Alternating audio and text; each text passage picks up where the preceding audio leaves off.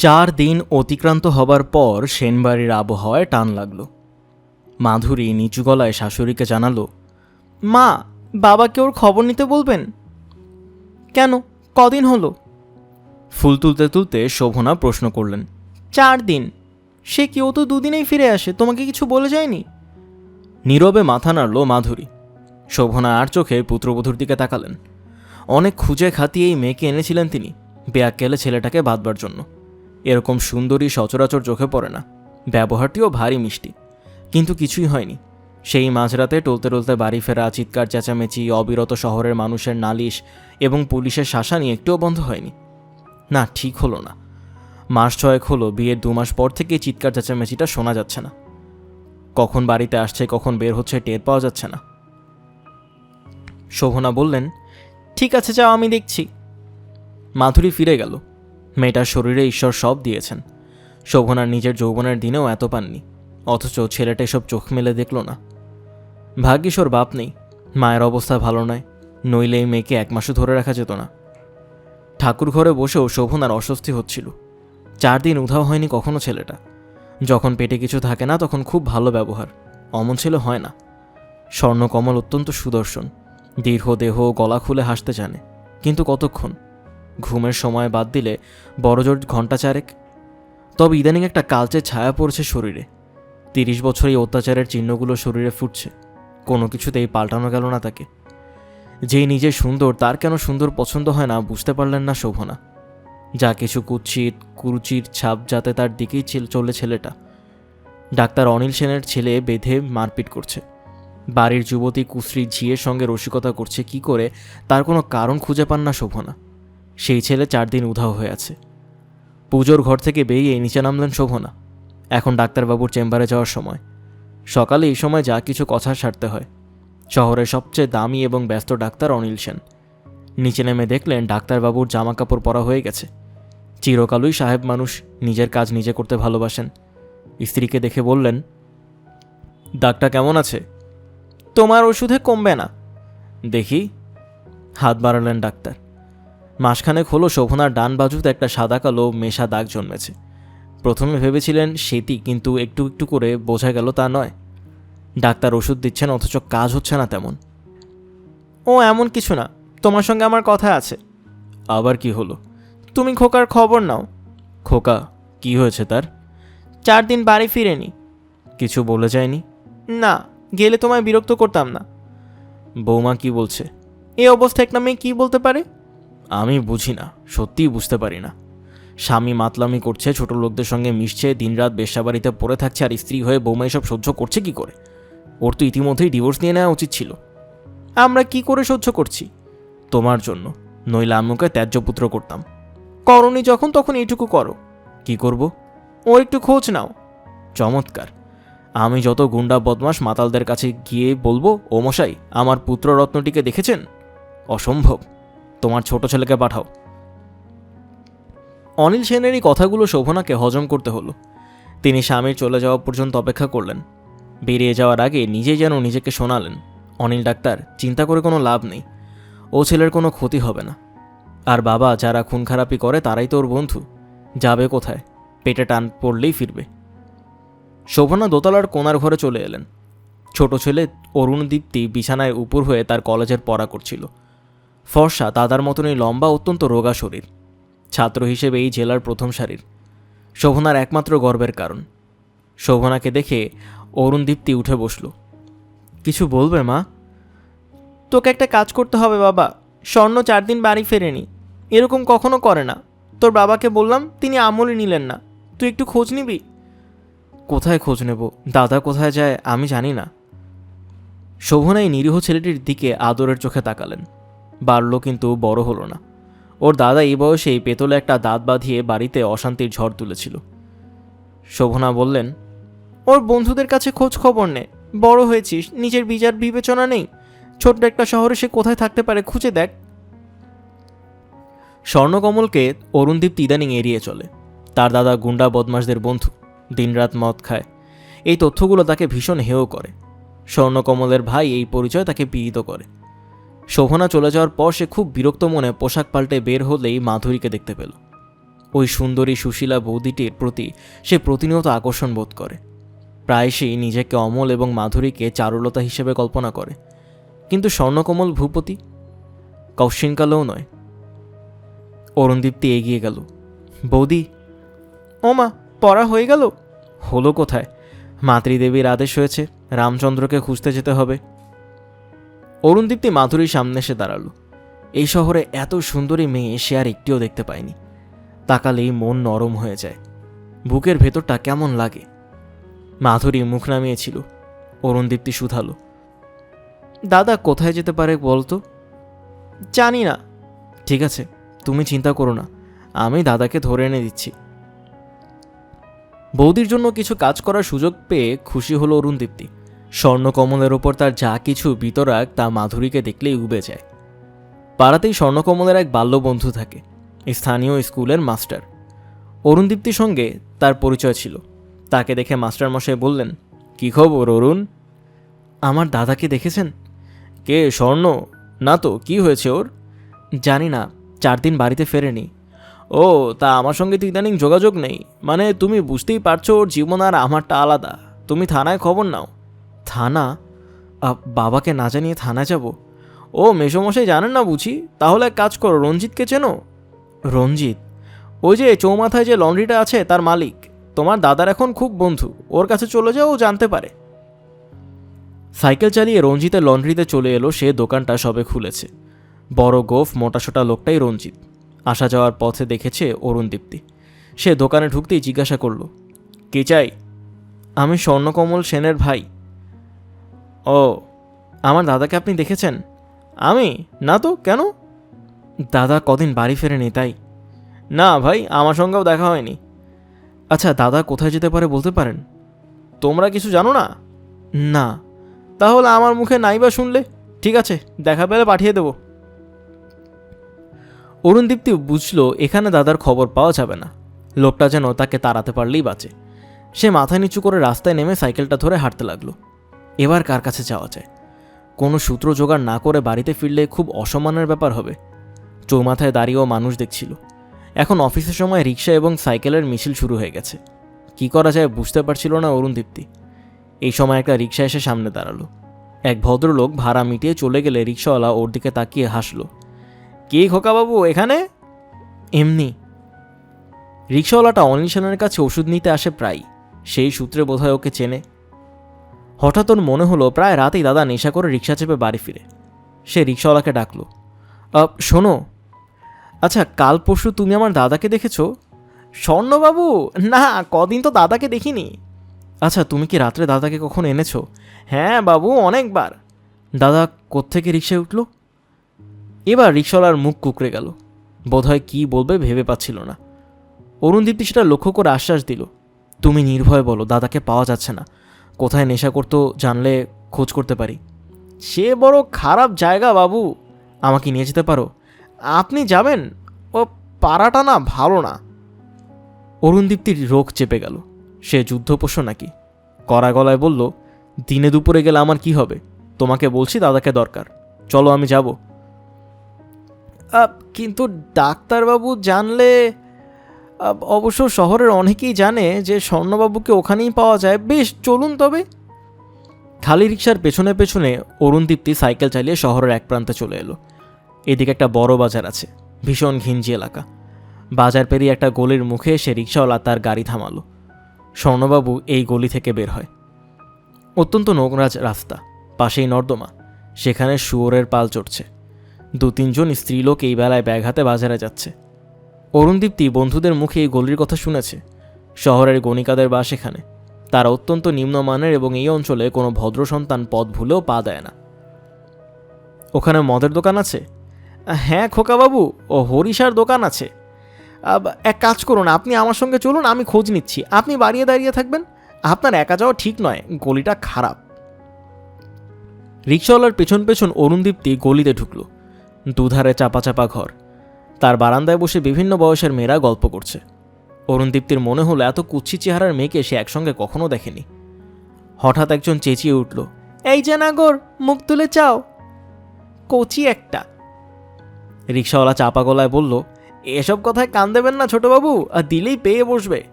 অরুণদীপ্তির মুখে রক্ত জমেছে। খুব রাগ এবং ঘেন্না লাগছিল তার। দাদা এই জায়গায় মদ খেতে আসে, আশ্চর্য।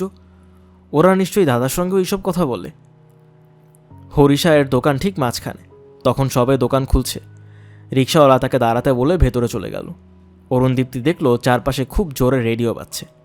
চিৎকার চেঁচামেচি চলছে এবং তারই মধ্যে একটা বালিকা অশ্লীল পোশাক পরে নেচে নিল কয়েক পাক। রিক্সাওয়ালা বলল, ছোটবাবু, স্বর্ণবাবু 4 দিন মাল কেনেননি এখান থেকে? তাহলে? এরা সব স্বর্ণবাবুকে খুব ভয় পায়, মিথ্যে কথা বলবে না। আপনি একজনকে জিজ্ঞাসা করলে সব জানতে পারবেন। হরিশার ছেলে তাই বলল।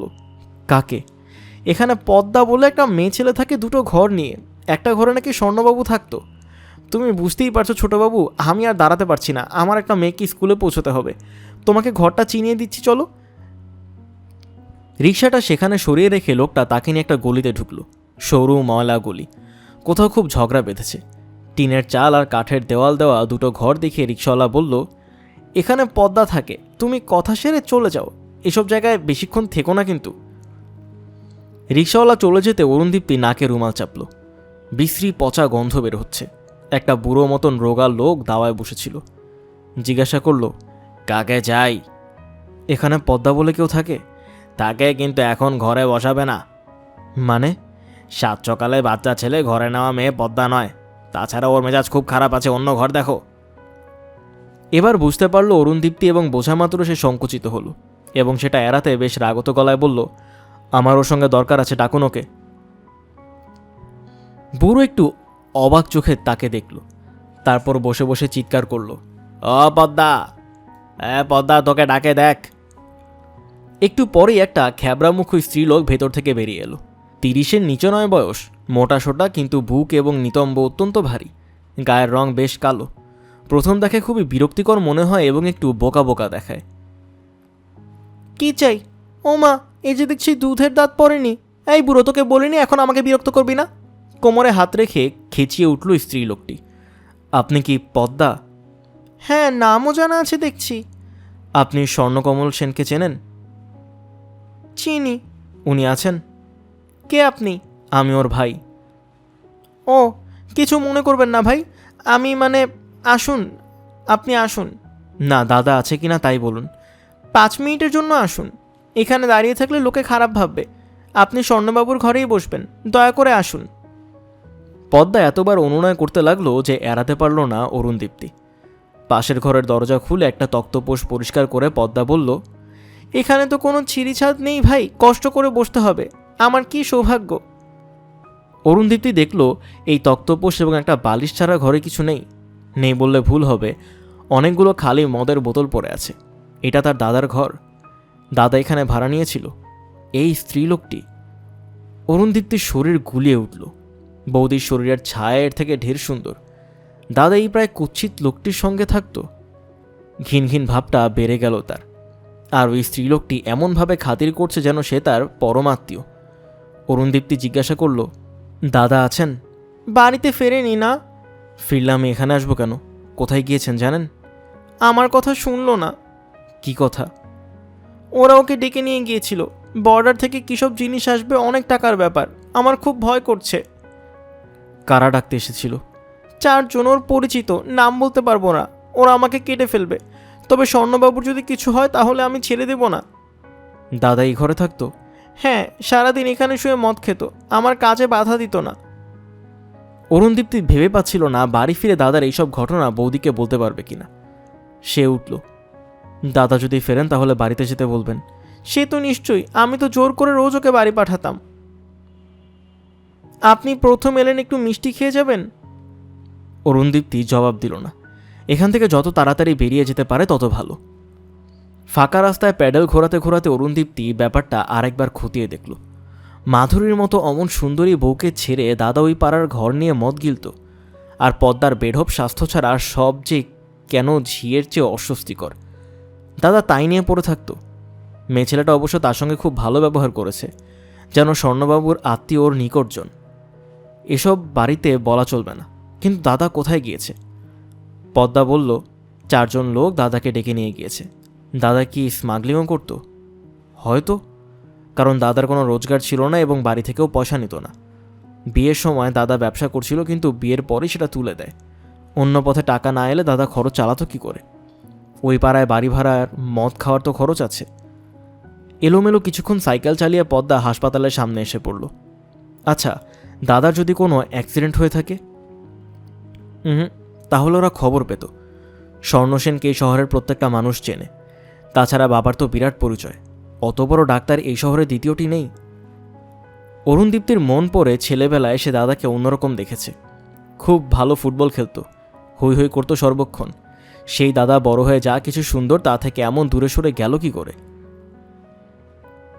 বাড়ি ফিরে আসার সময় ওর মনে পড়ল পদ্মা সেই 4টে লোকের নাম বলেনি। বললে লোকগুলো নাকি পদ্মাকে মেরে ফেলবে। লোকগুলো কে? কথাটা বাবাকে বলা দরকার, কিন্তু বাবাকে সে সবসময় এড়িয়ে যায়। অত রামভারী এবং রাগী মানুষ বলে ছেলেবেলা থেকে একটা দূরত্ব থেকে গেছে। কি করা যায়? শোভনার ছোট ছেলের মুখে শুনলেন কোনো খবর পাওয়া যায়নি। মুখ ভার হয়ে গেল তার। অরুণদীপ্তি আর বৌদির সামনে গেল না। খেয়ে দিয়ে কলেজে যাওয়ার জন্য তৈরি হচ্ছে এমন সময় অনিল সেন বাড়ি ফিরলেন। দারোগাকে বলে এলাম খোঁজ খবর নিতে, আর বলতে গিয়ে যা শুনে এলাম তাতে আর এই শহরে থাকা যাবে না। আসতে বলো, কি শুনলে? তোমার ছেলে বেশ্যাবাড়িতে বসে মদ খেত। এর ভাগ্যেও এক আধবার ওই ধরনের কথা কানে এসেছিল, বিশ্বাস করিনি। আজ খোদ দারোগার মুখে শুনলাম। যা শুনেই শুনেছ, এই নিয়ে চেঁচামেচি করো না, বৌমার কানে যেন না যায়। কার ওপর চেঁচামেচি করব? ঘরের সুন্দরী বউদের চিরকালেই বেশ্যারা হারিয়ে দেয় না? ঠিক আছে, তোমরা সরে যাও, আমাকে একটু একা থাকতে দাও। অনিল সেন হাত নাড়লেন। দরজার পাশে দাঁড়িয়ে কথাগুলো শুনে অরুণদীপ্তির বুক থেকে যেন পাথর নেমে গেল। যাক, কোনো বা তাকে মুখ ফুটে বলতে হবে না। বিকেলে কলেজ থেকে বাড়ি ফেরার পথে অরুণদীপ্তি থানায় গেল। সারাটা দুপুর ওই 4টে লোকের কথা মাথার মধ্যে পাক খাচ্ছে। পুলিশ যদি পদ্মাকে জিজ্ঞাসাবাদ করে তাহলে নিশ্চয় একটা সূত্র পাওয়া যাবে। সে ঠিক ছিল চুপি চুপি দারোগাবাবুকে খবরটা দিয়ে আসবে। এর আগে কখনো সে থানায় ঢোকেনি। চারধারে পুলিশ এবং বিচিত্র চেহারার লোকজন। স্লিপ পাঠিয়ে শুনল দারোগাবাবু খুব ব্যস্ত, এখনই বের হবেন, কিন্তু তার ডাক এলো। ঘরে ঢুকে দেখল কয়েকজন অফিসারের সঙ্গে দারোগাবাবু কথা বলছেন। তাকে দেখে কথা থামিয়ে জিজ্ঞাসা করলেন, আপনি ডাক্তার সেনের ছেলে? হ্যাঁ। কি দরকার বলুন, আমি খুব ব্যস্ত। আপনার দাদার ব্যাপার তো, কিছু মনে করবেন না। উনি এই শহরে নেই জেনে আমরা নিশ্চিন্ত হয়েছি। শুধু ডাক্তার সেন খুব শ্রদ্ধেয় মানুষ, তাই। একজন অফিসার এর মাঝে মনে করিয়ে দেবার ভঙ্গিতে বলল, স্যার, ওই ডেড বডিগুলোর কথা বলবেন বলছিলেন ডাক্তারবাবুকে? ও হ্যাঁ, গত 3 দিন আমরা 6টা বেওয়ারিশ ডেড বডি পেয়েছি। আমার লোক আইডেন্টিফাই করতে পারেনি, আপনারা দেখতে পারেন। Dead body? হ্যাঁ, একটা নেপালির, নিশ্চয়ই আপনার দাদা নন। অন্যটি মনে হচ্ছে বুড়ো মানুষের, তবে ডিসবিগার্ড, মাথার চুল সাদা। আমার দাদা বুড়ো নয়, জানি, তাই গা করিনি। এটা আমাদের রুটিন চেক। আমি একবার দেখব দারোগাবাবু। মেইলি গলা শুনে চমকে উঠল অরুণদীপ্তি। সে দেখল ঘরের এক কোণায় বেঞ্চিতে বসে আছে পদ্মা। মাথার ঘোমটা ওই যে ওই ঘরে আছে, তা সে লক্ষ্যই করেনি এতক্ষণ। তখন থেকে নাকে বাজছে। ল্যাংটো বেটা ছেলে না দেখলে লোলো শুকাচ্ছে না। স্বর্ণবাবু কোথায় গেছে তুমি জানো না? না বাবু, আমি তো বারবার বলছি, আমায় কিছু বলে যায়নি সে। ওষুধ খাবে নাকি? আমি সত্যি কথা বলছি বাবু, উনি শুধু আমার ওখানে থাকতেন, আর কিছুই না। নেকি লীলা করতেন, নীল মাখতেন না? ঠিক আছে, যাও, কিন্তু ডাকলেই যেন পাই। আর মিথ্যে কথা বলেছ জানলে চামড়া ছাড়িয়ে নেব।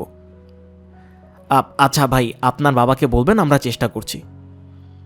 অরুণদীপ্তি বলতে গেল যে এই মেয়ে ছেলেটা 4টে লোকের খবর জানে, ওকে চাপ দিন। কিন্তু তার আগে পদ্মা হাউ হাউ করে কেঁদে উঠল। দারোগাবাবু, আমাকে একবার মরা দেখতে দেবেন। আশ্চর্য, অদূরের সঙ্গে স্বর্ণবাবুর কোনো মিল নেই, তবু দেখতে চাইছো কেন? আর তোমার চেয়ে ওর ভাইকে দেখালে বেশি কাল হবে। ওই যে আজ বললেন পাহাড়ে পাওয়া গিয়েছে। হ্যাঁ, তাতে কি হয়েছে? পাহাড়ের কাছেই তো বর্ডার। হ্যাঁ, স্বর্ণবাবু কিছুদিন আগে বর্ডারের কথা বলছিলেন। আই সি, এতক্ষণ বলনি কেন? অনেক কথাই তো বলতো, সব মনে রাখা যায়। দারোগাবাবু বললেন, কিন্তু এই লোকটা তো বুড়ো। আপনি কি দেখবেন অরুণদীপ্তিবাবু? যদি বুড়ো মানুষ হয় তাহলে দেখি কি করব। তাছাড়া আমার দাদার চুল সাদা ছিল না। এই সময়ে বাইরে হইচই শুরু হলো। দারোগাবাবু অফিসারদের নিয়ে বেরিয়ে যেতে অরুণদীপ্তি আর দাঁড়ালো না। এই মুহূর্তে দারোগাকে ওসব কথা বলা যাবে না। পদ্মাকে যখন পুলিশ এখানে এনেছে তখন কাল সকালেই বসে চলবে। সে হনহন করে বারান্দায় ডিঙিয়ে সাইকেলে উঠল। পদ্মার সঙ্গে কথা বলার প্রবৃত্তি তার ছিল না। অনিল সেনের বাড়ির পেছনে সুন্দর বাগান এবং পুকুর ঘাট আছে। অপরাহ্নে ম্লান ছায়ায় সেই ঘাটে বসে জলের শরীর দেখছিল মাধুরী। দুদিন না বলে কয়ে যে উধাও হয়ে গিয়েছে সে 4 দিন হতে পারে, তবু 4 দিন তাই সে শাশুড়িকে জানিয়েছিল। স্বর্ণকমল কখন আসে কখন যায় বাড়ির কেউ খবর রাখে না। বেশিরভাগ দিন বাড়িতে খায় না, থাকলে ঘর ছেড়ে বের হয় না। অনেক কান্নাকাটি, অনেক চেঁচামেচির পর এখন সম্পর্কটা থিতিয়ে রয়েছে। স্বর্ণকমল সেদিন নেশার ঘরে বলেছিল, কেন পড়ে আছো তুমি বুঝি না, চেহারা ভালো, স্বাস্থ্য ভালো, ডিভোর্স চাও দিয়ে দিচ্ছি। আমি কি দোষ করলাম? কিছু না, সুন্দরী মেয়ে আমার সহ্য হয় না, পুতুল পুতুল লাগে। তাহলে বিয়ে করলে কেন? এই কেনর উত্তর যদি জানতাম। ডাক্তার অনিল সেনকে জিজ্ঞাসা করো কেন আমি বিয়ে করেছি। তাছাড়া তোমাকে দেখলে আমার একটুও উত্তেজনা আসে না। মাধুরী কিছুই দেখছিল না, একটা অবশ অনুভূতি সর্বাঙ্গে নিয়ে বসেছিল। 8 মাস তো হয়ে গেল, এবার বাপের বাড়ি চলে গিয়ে সম্পর্ক চুকিয়ে ফেললেই হয়। লোকটা তো তাই চাইছে, আর এখন যদি সে মুক্ত হয় তাহলে। মাধুরী দুহাত বেড়ে চিবুক রাখল। না, পুরুষের অভাব হবে না তাকে স্বীকৃতি দেবার জন্য। এই 8 মাসে লোকটার ওপর তার একটুও মায়া পড়েনি। নিজের কাছেই অবাক লাগে সে এখনও কুমারী রয়ে গেল। মাধুরী সিদ্ধান্ত নিল, এবার লোকটাকে ফিরলে কথার বসে ছেদ টানতে হবে। তার বিয়ের আগে তো কৃপা প্রার্থীর অভাব ছিল না, তাহলে নিজেকে সে বঞ্চিত করবে কেন? মাধুরী দেখল কি একটা পুকুরে পড়ল, শব্দ হলো, ঢেউ কাঁপুনি ছড়ালো এবং একসময় মিলিয়ে গেল। বাহ, চমৎকার! কি আবহ বৌদি! মাধুরী চমকে মুখ তুলল, তারপর হেসে বলল, আমার ভাগ্যটার কথা ভাবছি। দূর, ওসব ভেবে কি হবে, ওঠো তো। কেন? এক জায়গায় বসে থাকতে হবে না। দাদা দাদার মতো আছে, তুমি তোমার মতো থাকো না, চলো হাঁটি। অরুণদীপ্তি হাত বাড়ালো। কি নিয়ে থাকবো অরুণ? কত কি আছে পৃথিবীতে। ছেড়ে দাও ওসব কথা। কোনো খবর আসেনি না? না, খবর না আসা পর্যন্ত আমি যেতেও পারছি না। যাবে? কোথায় যাবে? তোমাদের বাড়িতে আমার সংসার করা হলো না অরুণ। তোমার দাদা আমাকে ডিভোর্স দিতে চাইছেন। এভাবে তো কোনো মানুষ থাকতে পারে না। ভেবেছিলাম 1 বছর দেখব, কিন্তু না, ওই ফিরে এলেই আমি চলে যাব। এই সময় একটা চাকর বাগানে এসে দাঁড়ালো। ছোটবাবু, আপনাকে ডাকছে। কে? একটা মেয়ে ছেলে, নাম জানি না। অরুণদীপ্তি অনুমান করতে পারছিল না।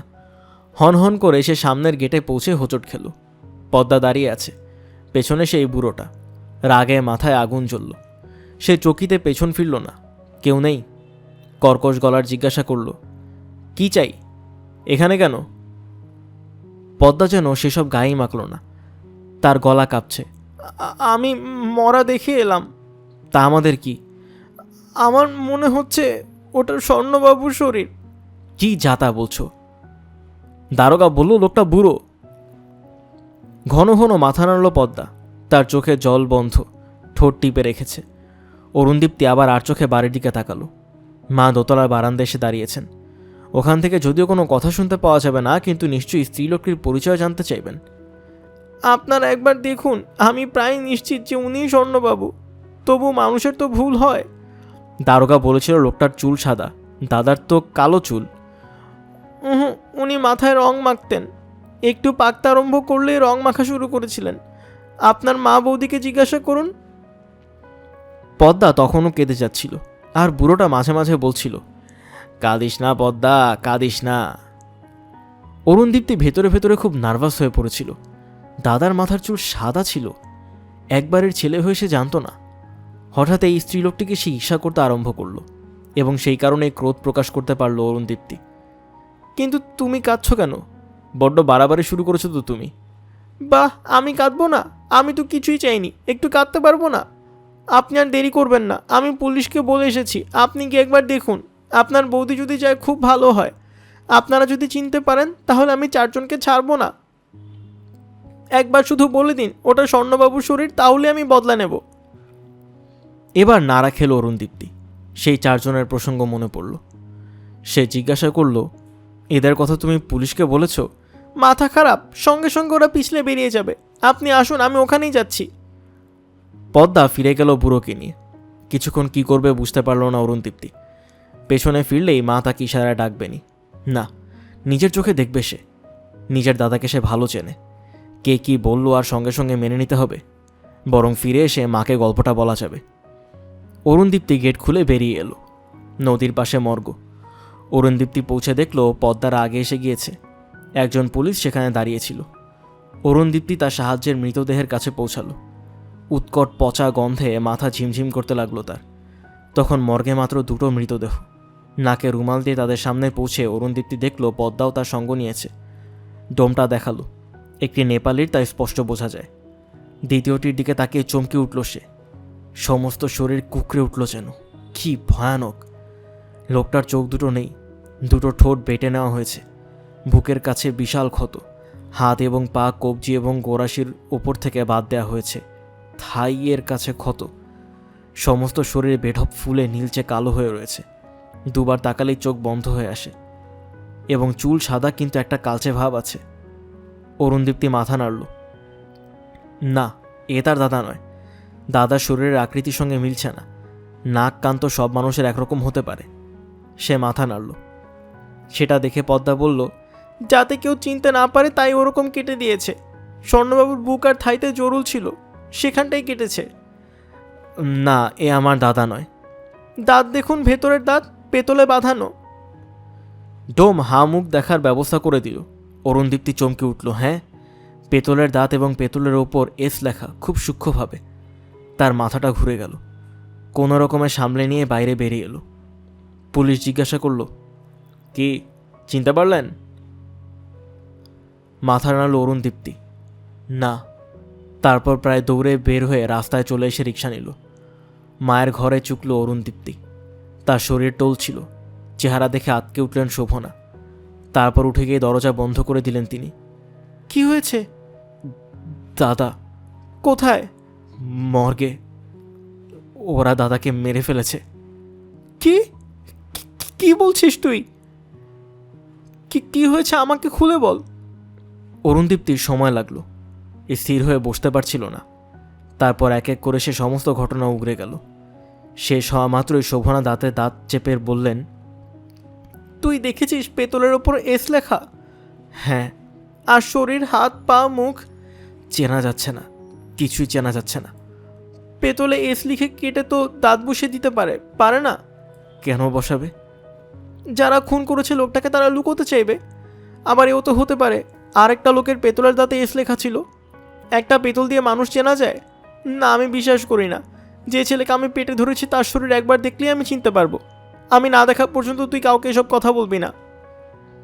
পরদিন ভোরে দারোগাবাবু এলেন। আমি বুঝতে পারছি আপনাদের খুব কষ্ট দেওয়া হচ্ছে, কিন্তু এখন উপায় নেই। যে লোকটিকে আইডেন্টিফাই করা যাচ্ছে না তার সম্পর্কে গতকাল একটি স্ত্রীলোক দাবি করেছিল স্বর্ণবাবু বলে। আমরা আমল দেইনি। স্ত্রীলোক? অনিল সেনের চোখে বিস্ময়। হ্যাঁ, বাজারের মেয়ে, কিন্তু আজ সকালে তাকে মৃত অবস্থায় পাওয়া গিয়েছে। খুনি ধরা পড়েনি। মনে হচ্ছে সে চিনতে পেরেছে বলেই খুনি তাকে বাঁচিয়ে রাখেনি। একটি বাজারের মেয়ের সঙ্গে আমার কি সম্পর্ক? আপনার নয়, স্বর্ণবাবুর তো সুনাম ছিল না। বডি যদি স্বর্ণবাবুর হয় তাহলে কেস খুব জটিল হয়ে যাবে। শহরের লোক জেনে গিয়েছে। এখন আপনারা একবার যদি আইডেন্টিফাই করে দেন তাহলে মেয়েটির খুনি সম্পর্কে আমরা একটা ধারণা করতে পারি। অনিল সেনের চোয়াল ঝুলে পড়েছিল। তবু জিজ্ঞাসা করলেন, আপনি তো স্বর্ণকে চেনেন, আপনি আইডেন্টিফাই করতে পারছেন না? না, কারণ ওর হাত পা চোখ ঠোঁট সব কেটে নেওয়া হয়েছে। শরীরের রং পাল্টে গেছে, চুল সাদা এবং অনেক ক্ষত। চুল সাদা? আমার ছেলের চুল সাদা ছিল না। আমরা তাই জানতাম, কিন্তু স্ত্রীলোকটি কালো বলেছে স্বর্ণবাবু চুল রং করত। আজ আমি সেটা দেখে প্রমাণ পেয়েছি। আমার মনে হয় একমাত্র আপনার স্ত্রী এবং বৌমা ছাড়া আর কারো পক্ষে এই অবস্থা ওকে চেনা মুশকিল। আমার বাড়ির মেয়েরা যার তার মরা দেখতে যাবে? অসম্ভব। ঠিক তখনই শোভনা এলেন। আমি যাব। তুমি যাবে? হ্যাঁ, ভুল বোঝাবুঝি শেষ হওয়া উচিত। বৌমাকে আমি বলেছি, সেও যাবে। যা হয় করো, আমার আর মুখ দেখানোর উপায় রইল না।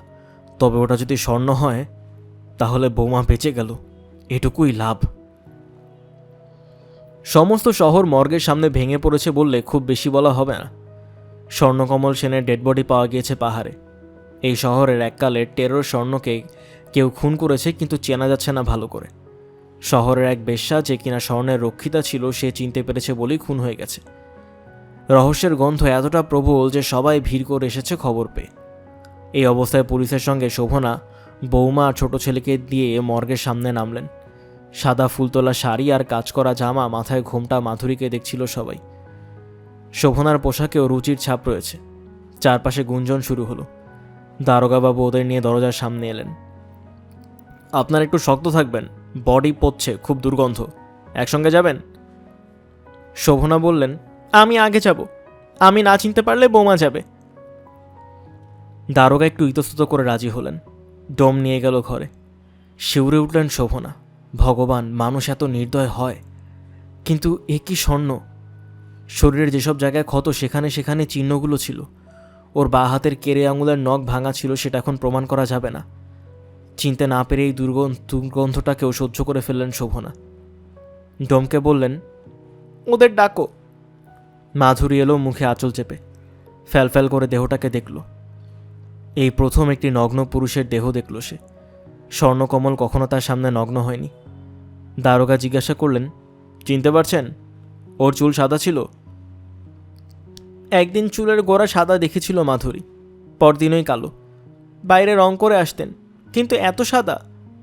দাঁত দেখব, মনে হয় দাঁতটা বাঁধানো ছিল। ও হ্যাঁ, স্ত্রীলোকটাই তাই বলছিল বটে, আমার খেয়াল ছিল না। দারোগার নির্দেশে ডোম দাঁত দেখালো। দুটো দাঁত নেই, কিছু কোন পেতল দেখা গেল না। সঙ্গে সঙ্গে চিৎকার করে উঠলেন শোভনা, এ আমার ছেলে নয়, না।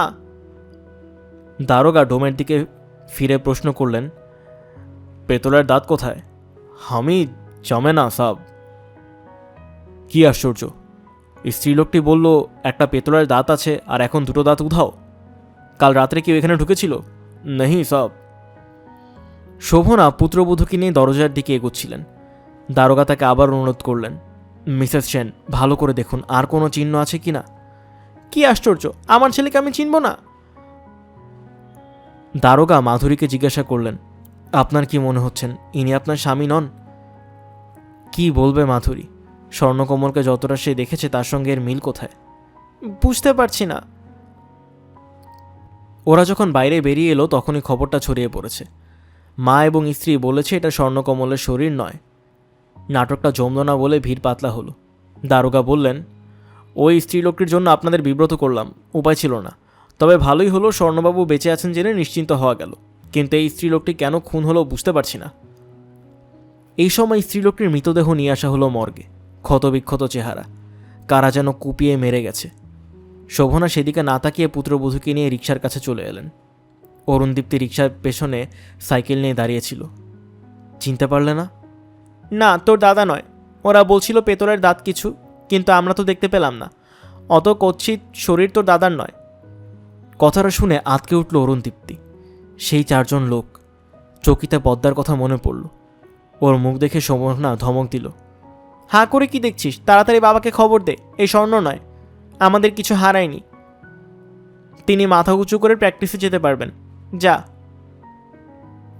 বিহব্বল অরুণদীপ্তি বেরিয়ে গেল। শোভনা রিকশায় উঠলেন।